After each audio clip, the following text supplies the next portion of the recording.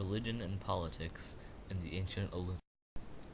The ancient Olympic Games were a very religious festival honoring the Greek gods and goddesses. The festival and the games were held in Olympia, a rural sanctuary site in western Peloponnesus. The Greeks that came to the sanctuary of Zeus at Olympia shared the same religious beliefs and spoke the same language. The athletes were all male citizens and coming from as far away as modern-day Spain and Turkey. The sanctuary was named after Mount Olympus, the highest mountain in mainland Greece. In Greek mythology, Mount Olympus was the home of the greatest of the Greek gods. The games were held in honor of the Greek god Zeus, and on the middle day of the games 100 oxen would be sacrificed to him.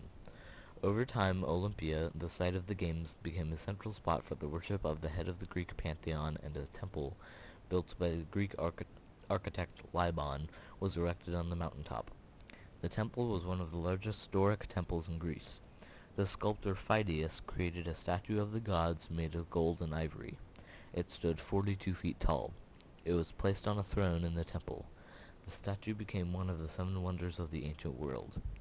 Artistic expression was a major part of the games. Sculptors, poets, and other artisans would come to the games to display their works in what became an artistic competition.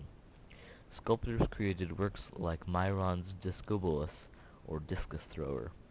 Their aim was to highlight natural human movement and the shape of muscles in the body.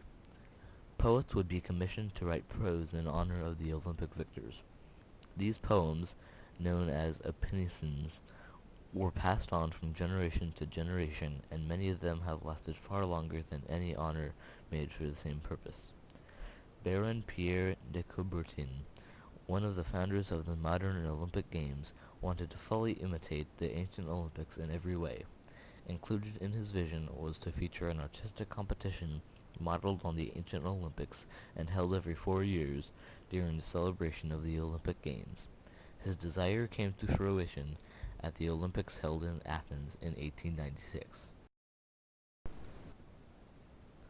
Power in ancient Greece became centered around the city-state in the 8th century BC.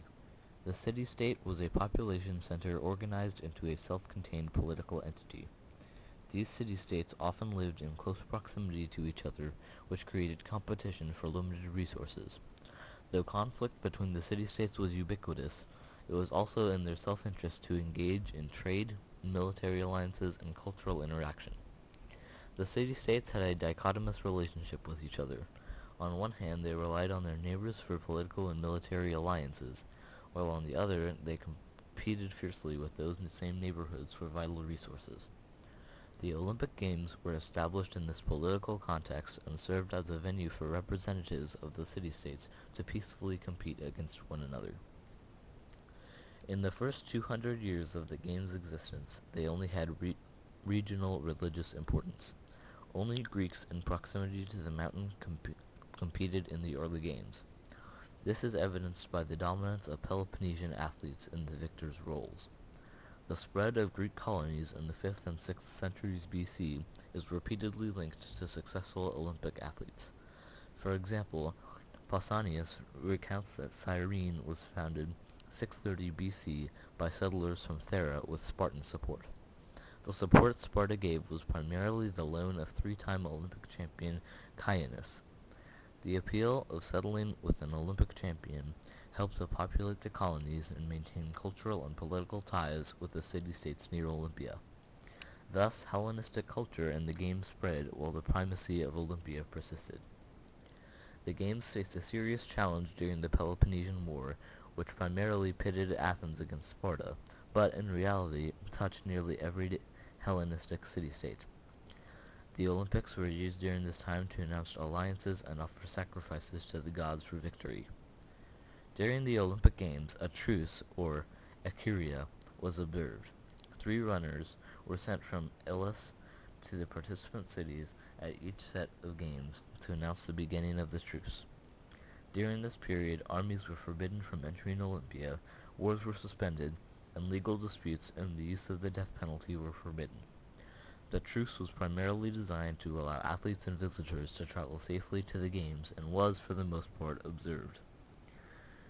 Thucydides wrote of a situation where the Spartans were forbidden from attending the games, and the violators of the truce were fined 2,000 minae for assaulting the city of Leprium during the period of truce. The Spartans disputed the fine and claimed that the truce had not yet taken hold. While a martial truce was observed by all participating city-states, no such reprieve from conflict existed in the political arena. The Olympic Games evolved the most influential athletic and cultural stage in ancient Greece, and arguably in the ancient world. As such, the Olympic Games became a vehicle for city-states to promote themselves. The result was political intrigue and controversy.